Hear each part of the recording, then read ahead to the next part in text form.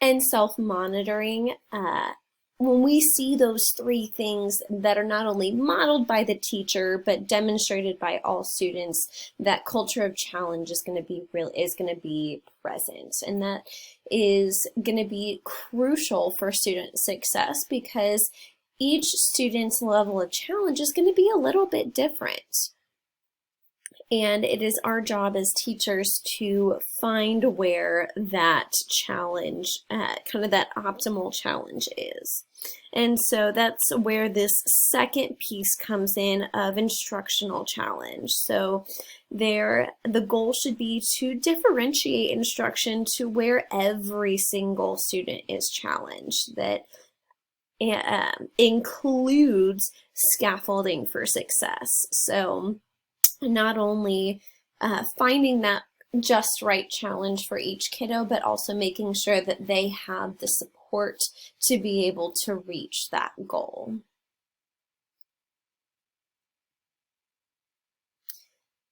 So our goal as teachers is to help increase the complexity, challenge, and level of difficulty that students can tackle with and without our assistance. So the goal of having that scaffolding is to initially have our students be able to find success with our assistance or with that help, but ultimately we also want to make sure that they are able to complete that challenge or level of difficulty without our assistance. And so that's why this challenging, rigorous environment is going to be so important. So some action steps that are represented by Marshall are to challenge students at their current ability, and that takes some data gathering and some getting to know our kids to know where they are at. The second piece to know is when to toss in the life preserver, that if we're getting a bunch of the deer in the headlight looks or confusion or frustration, we don't want this to turn into a negative experience. That challenge can be a really positive experience and confidence building when it's at that just right level. And sometimes as teachers, we don't get it right. And so we need to know when to make sure to kind of toss out that lifeline and kind of take that step back and add some more support if our students are not successful. The last piece to consider for tip 4 is knowing where is the finish line. So for a lot of schools or teachers in general, this finish line has traditionally been posted just as soon as you take the standardized assessment. And after that, not a whole lot of academic work is happening, which can be understandable to a certain point of, yes, that we just had this stressful experience, that we need to honor that and balance that out. But is that really where the finish line is? Is the finish line not skills to be mastered over the course of the year, or something even larger than that, is our goal to build critically thinking, creative people, and that's something that may not be accomplished within a school year. Tip number 5 here is interactive, thoughtful learning. So to help create this culture of interactivity, one of the key pieces here is going to be decreasing stress.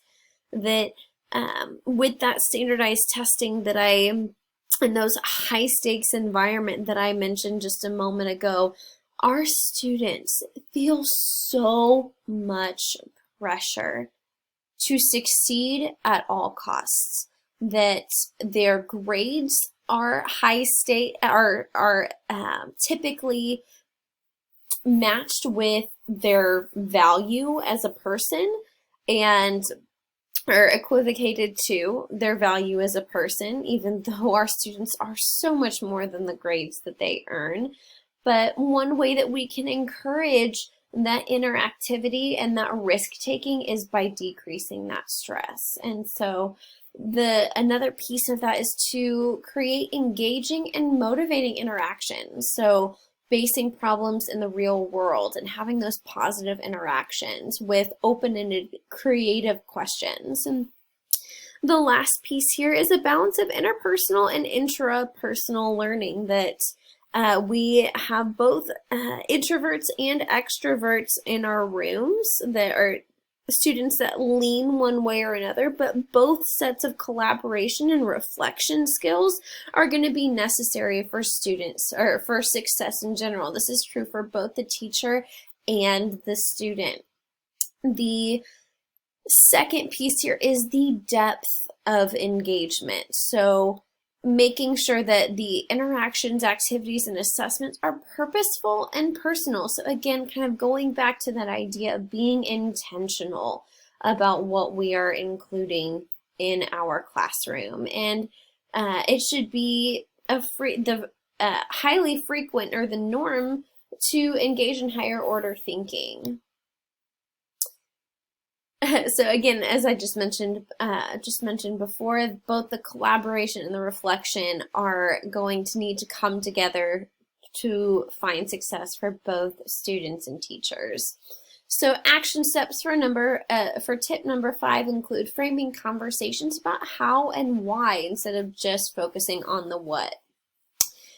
We also can work to make things personal, that we can connect to students' lives and emotions. And so this is when students have that buy-in and that connection, that is going to help them open up to that interactive, thoughtful learning. And expect that all students need to explain, reason, or justify that that we're not making exceptions for students, and that it's a regular practice for all students. Tip number 6, it talks about a creative problem-solving culture. So to create that creative culture, teachers need to model that, especially at the beginning, because our students are so deeply ingrained with the thought of whatever I say needs to be right, and it needs to be right the first time. And students should be encouraged to ask questions. To promote that problem-solving environment, students should be working to find solutions to open-ended problems that are either connected to their own personal lives or connected to the real world. They should also offer multiple perspectives or solutions. And hey, look, there's that piece again, making sure that we allow them to explore before they explain. So the kind of an outstanding quote here for this tip is that schools have moved from being a place of challenge and curiosity to places that promote simplistic thinking and recall of unconnected facts. But if we create this creative, curious, problem-solving mindset, then our students will be able to engage more deeply and create that deeper understanding. And so some action steps for tip number 6 here include the hourglass approach to learning, which links back to that explain piece, that we can start with a wide variety of experiences and knowledge that students can explore, that we can narrow down with the explanation to a certain understanding, and then go on to extend from that. So this can also include project-based learning, whether that is a content-driven piece or maybe like a Genius Hour project, or I think Marshall phrases it as FedEx Days, where students can research what they are interested in and coming up with their own creative solution to that.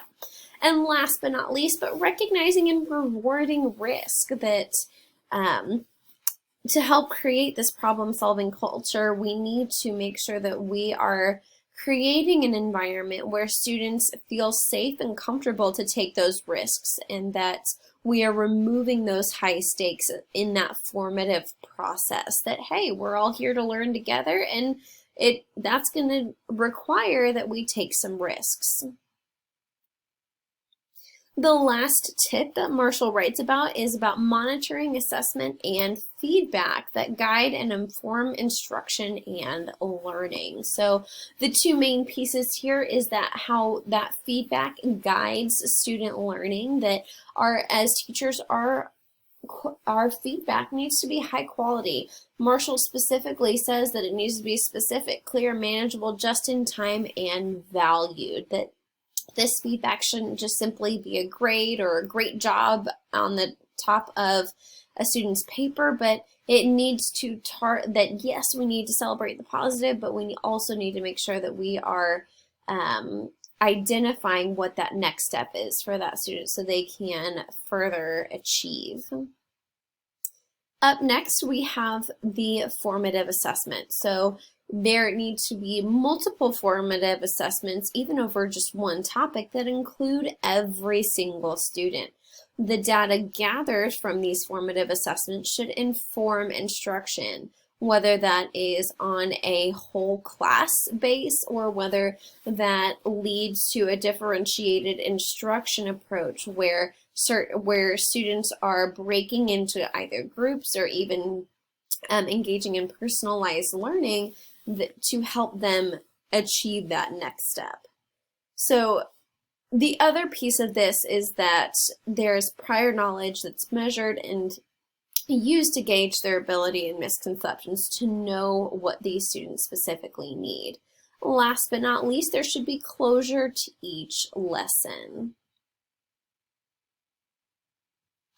Okay, feedback provides the impetus that is often necessary to prod students to move from the status quo in their work, thinking, or ideas to the next more advanced stage of their performance. That as teachers, we have a powerful opportunity to create this learning experience and create that relationship with our kiddos by providing that quality feedback to engage and motivate them.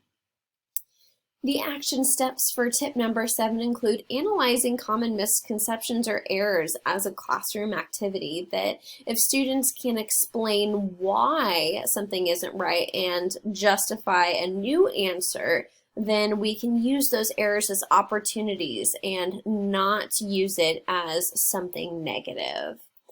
The next thing is to make sure that we're choosing what works, that using those research-based strategies like think, pair, share, jigsaw, fist to 5, thumbs up, thumbs down, all those sorts of things that can give us a quick snapshot of where students are at in their learning. Last but not least, including a creative lesson closure. So making sure that we are, because this is the piece that is left out the most often, that lessons are just kind of trail off, but to really make sure to circle back, bring it back to the big picture, that teachers should be intentional about that lesson closure.